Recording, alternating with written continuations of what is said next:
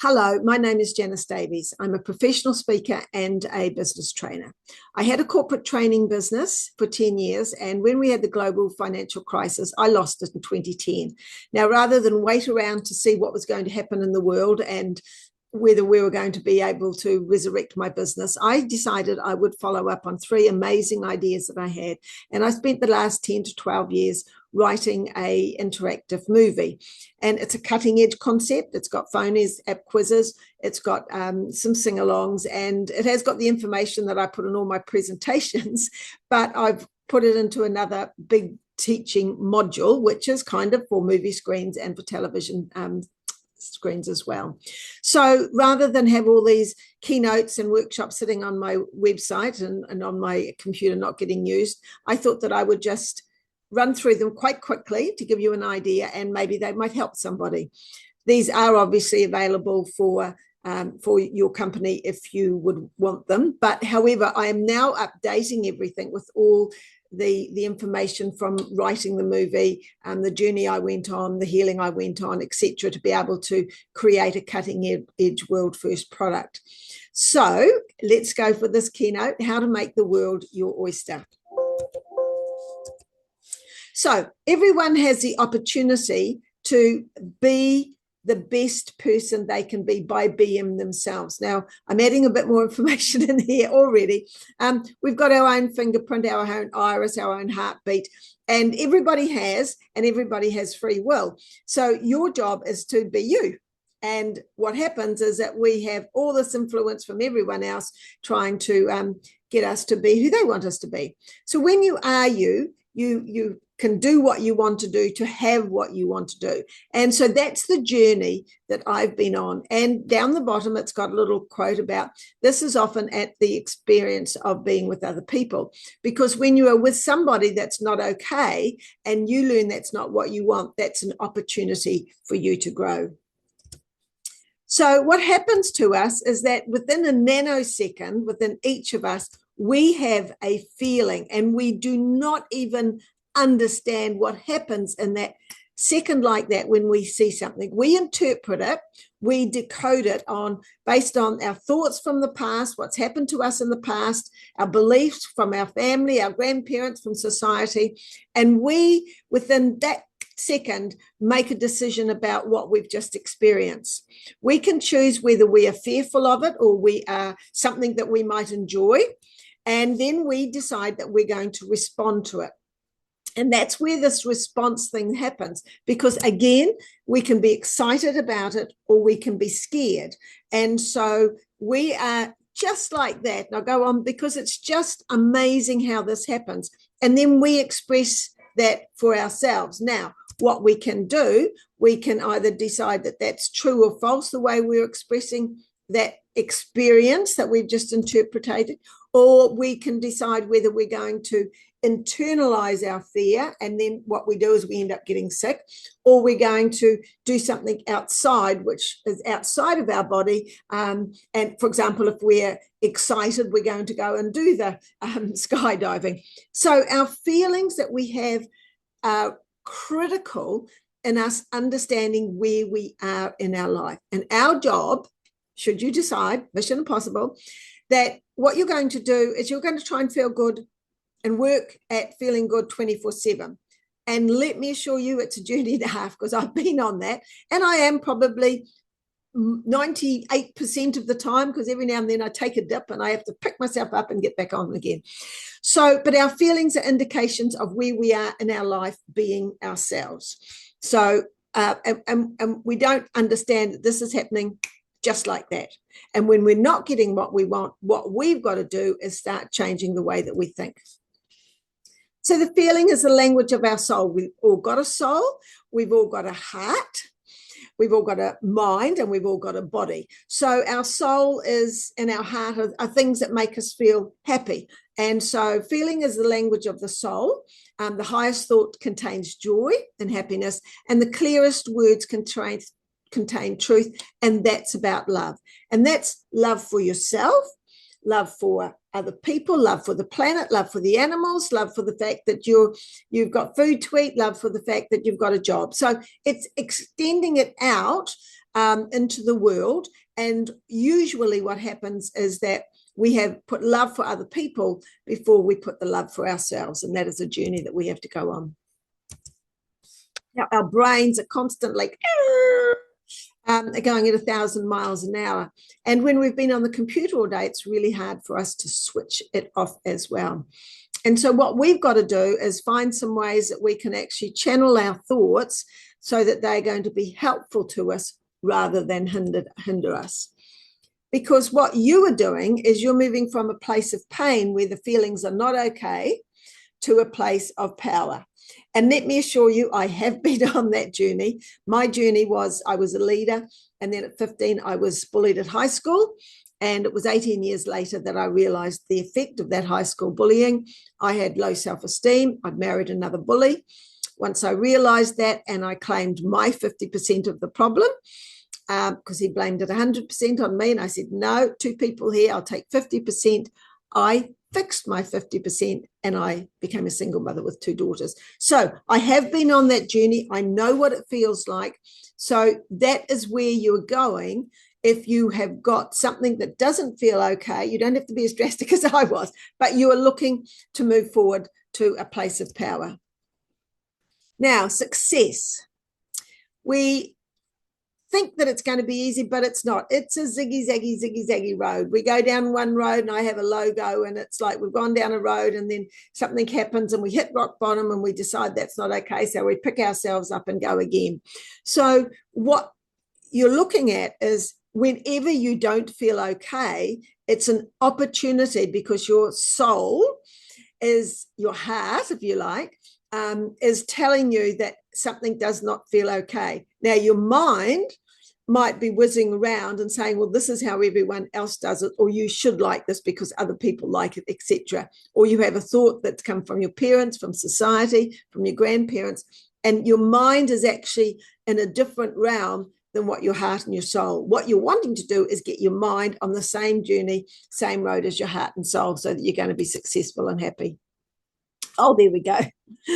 As I say, these are old presentations, and so I'm just quickly running through them just to give you an idea. So there we go, mind, body, soul aligned, and I've now switched that to soul, heart, mind, body, but still our feelings, our thoughts, and our actions. So the way that we can feel this as well within us is our heartbeat. And so there we go. The one in the middle is our stress levels. If we're not feeling okay, you know, our whole body and our hormones and everything and the chemicals in our body go up another notch. When we're relaxed, we are calm.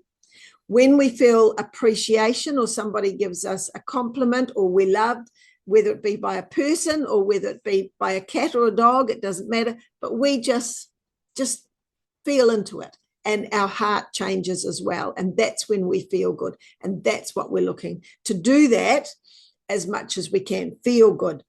And it's a journey to be able to do that. Okay, so Mother Teresa, be kind and merciful. Let no one ever come to you without going away feeling better and happier. So beautiful words. Now, everybody, oops, I've still got the noises in my presentation.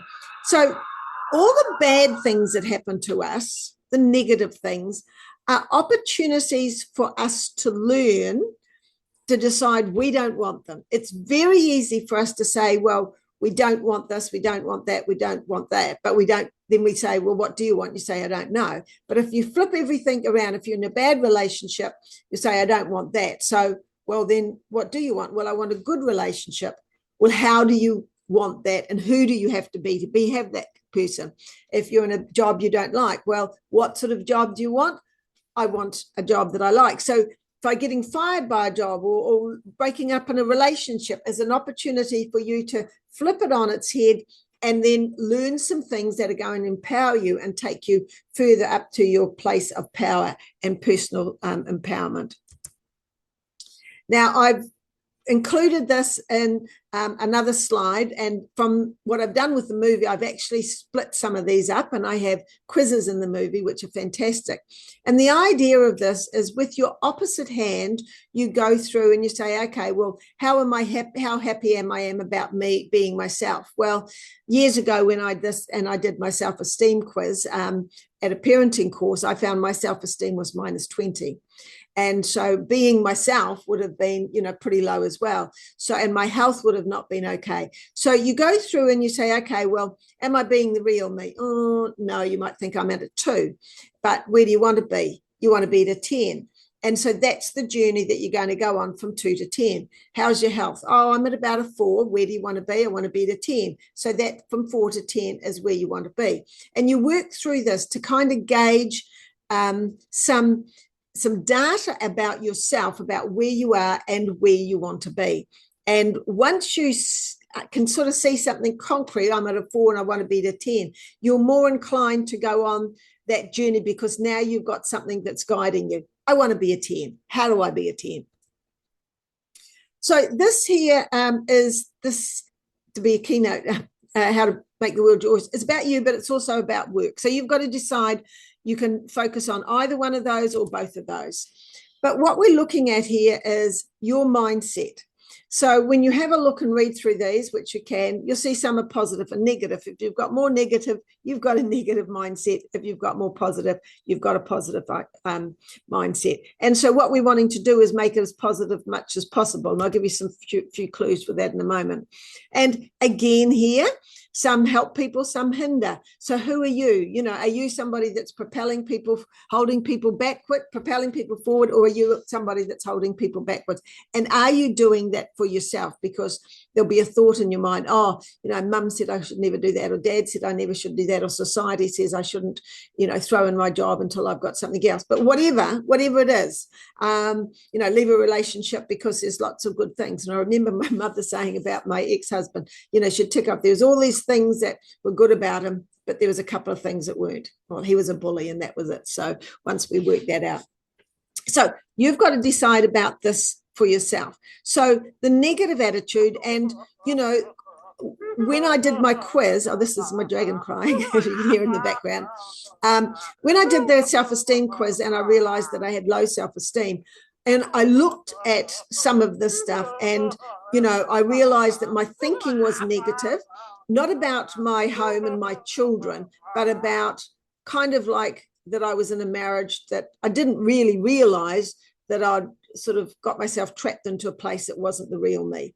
And so, when we are like that, it's about what can we do to change it. And so what I wanted to do when I realized, oh, we've got another chicken crying out.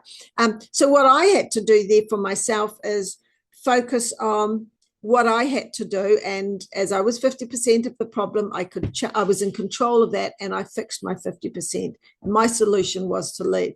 And become a single mum so that I could be best mother for my children in a positive environment. So you've got to look at yourself and think, okay, well, where is my thinking and what is it? And what can I do? And two of the best quotes, ideas I'll give you. One is that if you've got a negative thought, always carry a book or have quotes on your phone. And when you're thinking negative, because you'll go, you'll sort of get in like a mouse in that reel, go round and round and round and round. And what you want to do is stop it. So if you have a book of quotes, and I used to open it at a page, or whatever quotes were there, I would read those, because your mind can only think one thought at a time. And so that would stop it.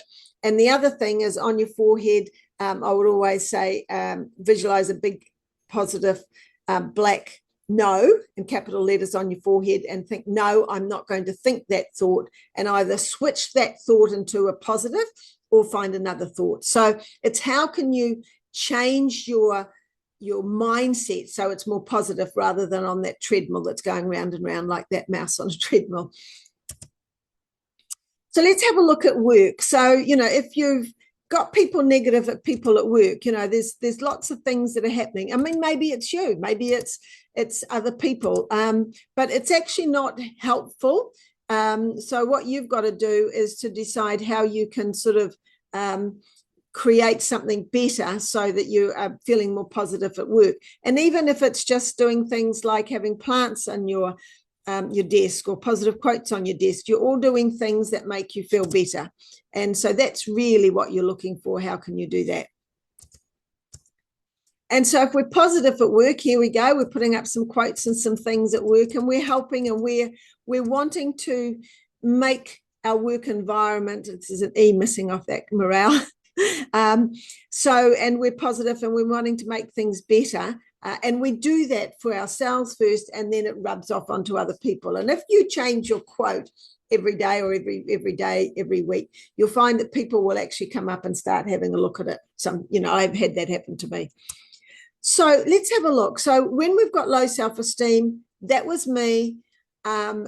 We don't know what's wrong with us, but it means that we are sort of in a mode of negativity, and we've got to, change ourselves as quick as possible so that we're moving up the scale. So there's some of the things. I've got a little bit more on this in a moment.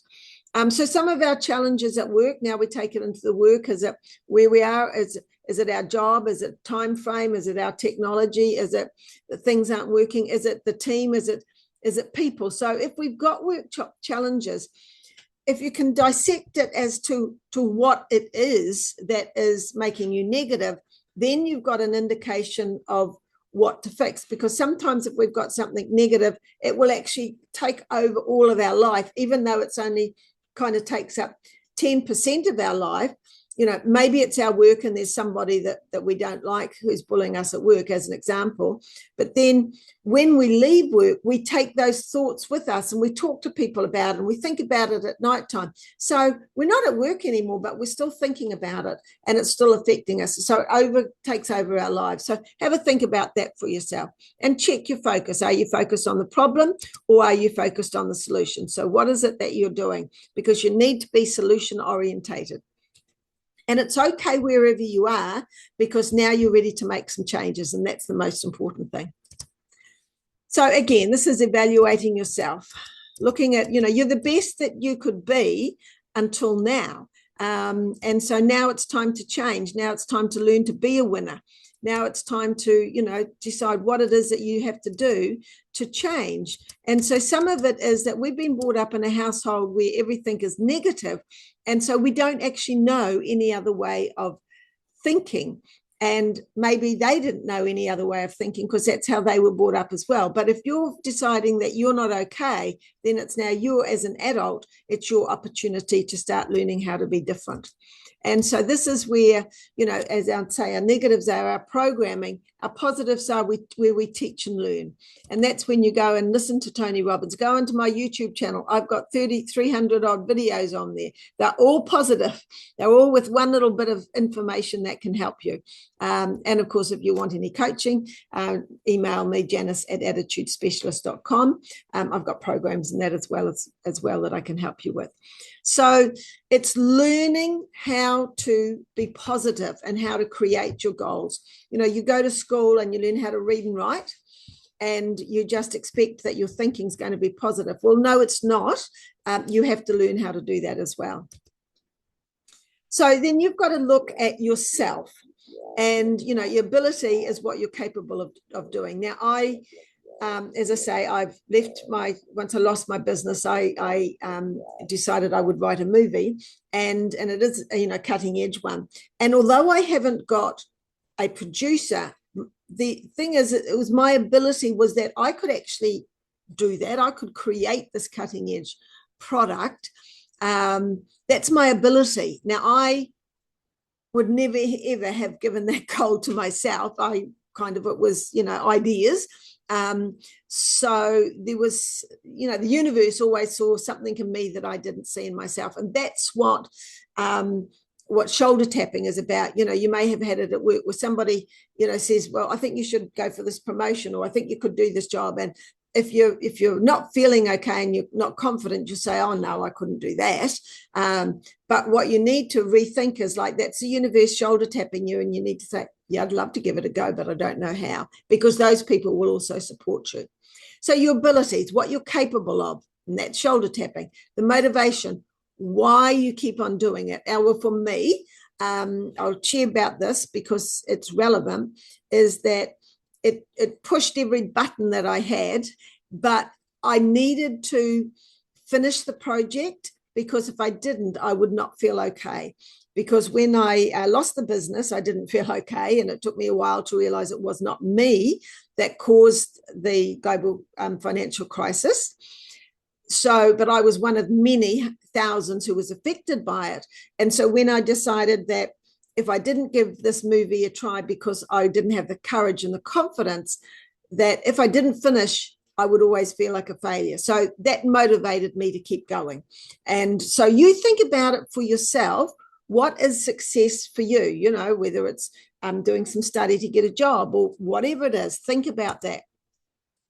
So Stephen Covey, and it's the values, it's working from the inside out. And so and you know, that's our soul and our heart.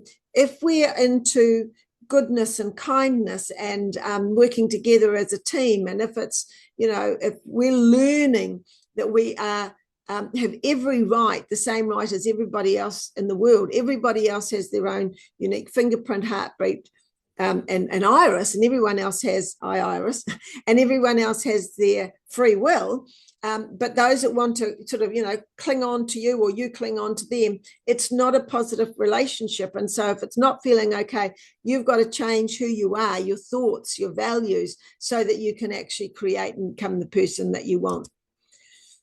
And so, yes, it's looking at life from a different angle. And I was listening to Tony Robbins yesterday, and he was talking about the seasons of life. And so we have those seasons, the 4 seasons of the year: summer, winter, spring, and autumn. Summer, autumn, winter, and spring. And so when we are going through something in our life, it's also looking at our life from a different angle. You know, we go through our study, and then we get a job, and then we get a job, and then we decide we don't like the job or we don't like the career. So we're always having a look at something from another angle at what it is, and look at it and think, well, what have I learned while I've been doing this? How have I strengthened? Have I strengthened myself because I realized that I could create something from nothing? And that's kind of what I did with the movie. Out of nothing, I've created a huge product. So what did I learn from the marriage? Well, I learned that I'm strong. I learned I had self-esteem, low self-esteem. I learned I got 2 beautiful daughters. So you look at anything in your life and look at it from a different angle. What did you learn out of that challenge that you had? Because the most important person in your life is you, how you see yourself. And that's a tricky thing, I know, because I've been on that journey as well. So what we've got to do is construct who we are. And these are photos, obviously, before I started my personal development in the black and white, and then when I did. And obviously this is, these are old presentations that I'm sharing with you. So have I changed that much? I've got probably a few more wrinkles now. Anyway, so it's constructing who we are, and that's what we've got to do. So let me go back to the self-esteem. This is, and I go through it a lot more in the difficult people one, if you want to have a look at that. But this is who we are, the way that we think when we've got low self-esteem. As I say, mine was -20. It's now 10 out of 10. So it's important that you can stop the video and have a look at those. And then this is how we want to be with our high self-esteem, and that we have learned about ourselves. And as I say, now mine is 10 out of 10. It's usually at 98% of the time I'm positive and do a little dip. So taking responsibility for actions, expressing themselves. So if this is where you want to be, then what are the things that you need to learn to get there? And most definitely, as this is a keynote, or it could be a workshop, that I've got courses and programs and information. You can email me, janice@attitudespecialist.com, if you want some information, or have a look on my YouTube channel. So the way that we do this, once we realize that we want to change, we've got ideas, we've got dreams, we've got goals, and we've achieved some of them. And then we've got another goal. So start doing things just a little bit at a time. What is the one thing that you can do today that's free, that's going to make a change? And maybe it's just the fact that you're going to declutter your wardrobe and get rid of some old clothes that you don't wear anymore. And that's actually a start. Maybe it's the fact that you're going to, go for a walk tonight and you haven't done that before. Think of those goals that are going to make you feel better and more empowered of yourself. Always positivity. Work towards being with as many positive people as possible. Family are your biggest learning curve because you spend the most time with them. And so, and then as you learn how to communicate, it's creating boundaries for yourself so you can still love yourself, love them, and love the life that you're living. And that's actually what empowerment is all about. So I hope that sort of helped you a little bit.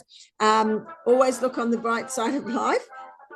Your destiny, your life, your goals, your happiness is in your hands, and the world is your oyster if you decide to go on the journey, and I hope you do. So happy to help you out with the courses that I've got available. As I said, the reason I'm doing this is because now as I do new presentations, I'm wanting to incorporate the journey of writing the movie and all the information in there. And these are workshops, keynotes that have sat on my computer, and rather than just throw them away, push delete, I thought I would do the share them with you because they might be something that could be helpful for you. So thank you very much for your time.